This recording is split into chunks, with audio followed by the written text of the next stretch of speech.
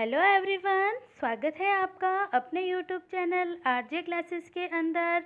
और देखिए, हम यहाँ आपके लिए पॉलिटी का जो हमने एक टॉपिक कंप्लीट किया था, भारत के राज्य और संघ क्षेत्र, तो उससे संबंधित आपके लिए वन लाइनर प्रश्न लेके आई हूँ। ये क्वेश्चंस जो कि कुछ तो एग्ज़ाम्स में आए हुए हैं और कुछ ऐसे क्वेश्चंस जो एग्ज़ाम में आने लायक हैं, जो मैंने खुद ने बनाए हैं।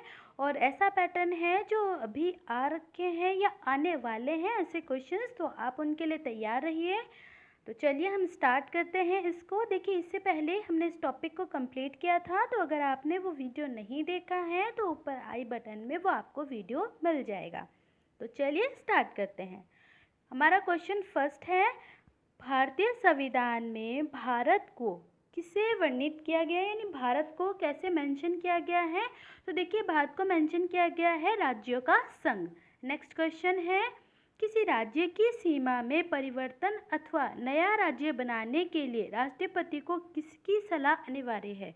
देखिए, जब मैंने आपको अनुच्छेद 2 पढ़ाया था तो मैंने आपको बताया था, अनुच्छेद 3 जब मैंने पढ़ाया था तो बताया था कि देखिए, ये जो अनुच्छेद है वो एक तो राष्ट्रपति के पूर्व मंजूरी पे ही आएगा। किसी भी राज्य में अगर आप सीमा चेंज कर रहे हो, उसको कम या ज़्यादा कर रहे हो, या उसी में से निकाल कर किसी का नया राज्य बना रहे हो, तो आपको उस राज्य के विधानमंडल की सलाह आवश्यक है।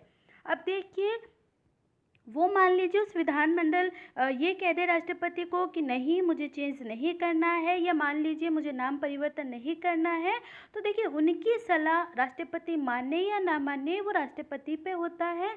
लेकिन राष्ट्रपति को उनकी सलाह लेनी आवश्यक है। ठीक है, लेनी आवश्यक है, मानना या ना मानना वो राष्ट्रपति पे डिपेंड करता है। तो आंसर हो जाएगा, उस राज्य के विधानमंडल की सलाह आवश्यक है राष्ट्रपति को।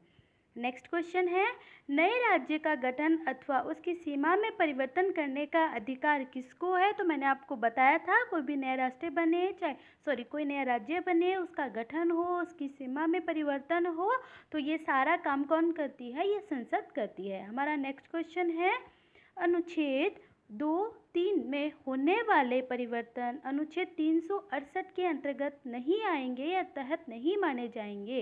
ये किस अनुच्छेद के अंतर्गत कहा गया है कि जो भी अनुच्छेद 2 या 3 में हो रहा है ना परिवर्तन, कि नया नाम जुड़ रहा है या नए राज्य में परिवर्तन हो रहा है, तो ये 368 के अंतर्गत नहीं माने जाएंगे। और आप जानते हैं कि अनुच्छेद 368 जो कौन सा अनुच्छेद है, संविधान संशोधन का, तो ये इसमें नहीं माने जाएंगे। ये कहाँ मेंशन है, ये किस अनुच्छेद में कहे गए हैं। तो अनुच्छेद 4 में कहा गया है कि ये जो भी परिवर्तन हो रहे हैं 2 और 3 के अंदर, वो किसी भी प्रकार से अनुच्छेद 368 में नहीं आएगा, ये साधारण बहुमत से ही होगा। लेकिन एक बात मैं यहाँ आपको फिर से बता देती हूँ कि जो अनुच्छेद 2 के अंदर मान लीजिए कोई नया राज्य जुड़ रहा है या बाहरी तौर से कोई नया राज्य में संशोधन हो रहा है, तो वो 368 के अंतर्गत आएगा। आप ये ध्यान रखिएगा। चलिए नेक्स्ट क्वेश्चन है, भाषीय आधार पर राज्य का पुनर्गठन किस वर्ष किया गया। तो आप बहुत अच्छे से जान सकते हैं कि 1956 में जब राज्य पुनर्गठन आयोग आता है तो भाषा के आधार पर पहला आंध्र प्रदेश बनता है और 1956 में वो होता है। चलिए नेक्स्ट क्वेश्चन है हमारा, भाषीय आधार पर भारत का प्रथम राज्य कौन सा गठित किया गया। बहुत अच्छे से आप जानते हैं, आंध्र प्रदेश इसका राइट आंसर है।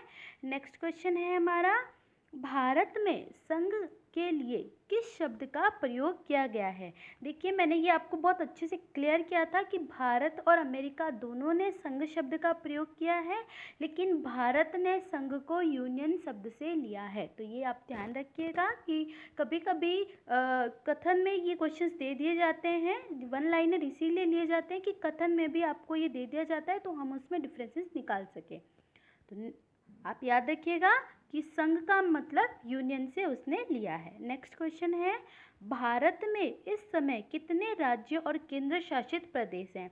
तो आप बहुत अच्छे से जानते हैं कि अब 28 राज्य और 8 केंद्र शासित प्रदेश हैं। पहले 9 थे, यानी 2020 से पहले 9 थे, 2020 में उसको 8 कर दिया गया। दादर नागर हवेली और दमन द्वीप को मिलाकर एक केंद्र शासित बना लिया गया।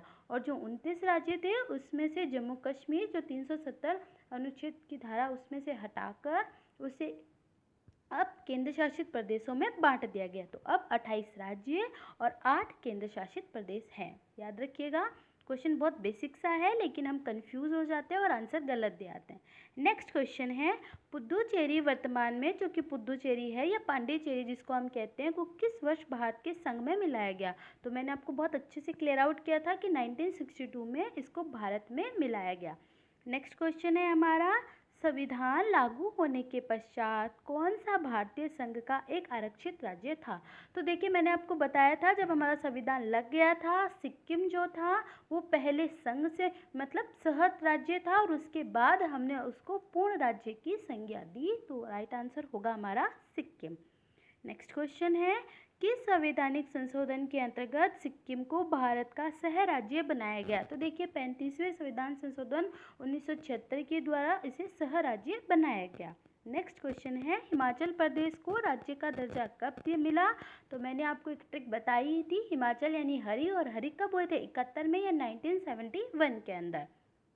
नेक्स्ट क्वेश्चन है हमारा, सिक्किम राज्य को राज्य का दर्जा कब मिला? तो 1976 में सिक्किम को राज्य का यानी पूर्ण राज्य का दर्जा मिला था।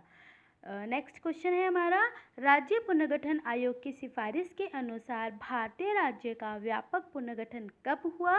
तो 1956 के अंदर, जो कि फजल अली जो कमेटी आई थी उनके माध्यम से हमने राज्य पुनर्गठन आयोग बनाया और उसकी रिपोर्ट जो 55 में आई थी और 56 में हमने उसको लागू किया। तो ये आप ध्यान रखिएगा।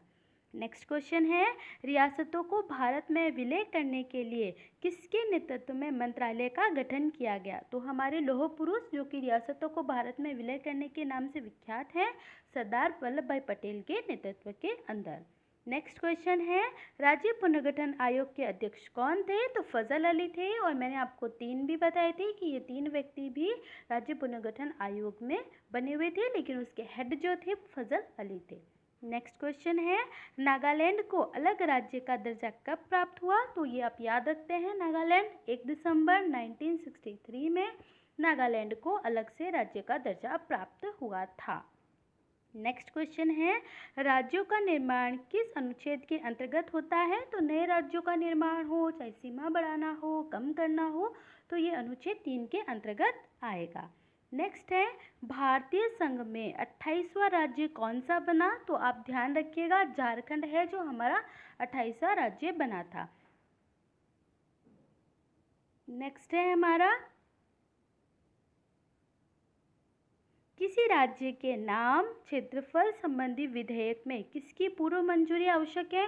तो देखिए, मैंने आपको ये ऊपर ही सेकंड क्वेश्चन में आपको क्लियर करवा दिया था कि राष्ट्रपति की मंजूरी आवश्यक है, और जिस राज्य से आप उसके नाम में या क्षेत्रफल में परिवर्तन कर रहे हैं उसमें उस राज्य के विधानमंडल से स्वीकृति लेनी होगी, अनिवार्य है।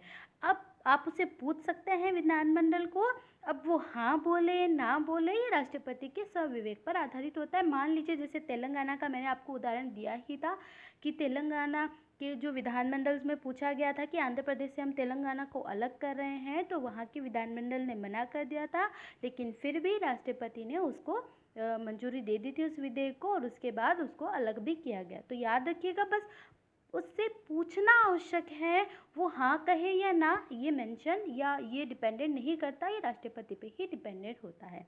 तो आई होप आपको ये क्वेश्चंस बहुत अच्छे लगे होंगे, कितने आपको सही हुए और आपको कैसे लगे ये ज़रूर आप कमेंट बॉक्स में बताइएगा। आज के लिए इतना ही। अगर आप हमारे चैनल पे नए हैं तो प्लीज़ चैनल को सब्सक्राइब कीजिएगा, लाइक कीजिएगा, शेयर कीजिएगा। Thank you.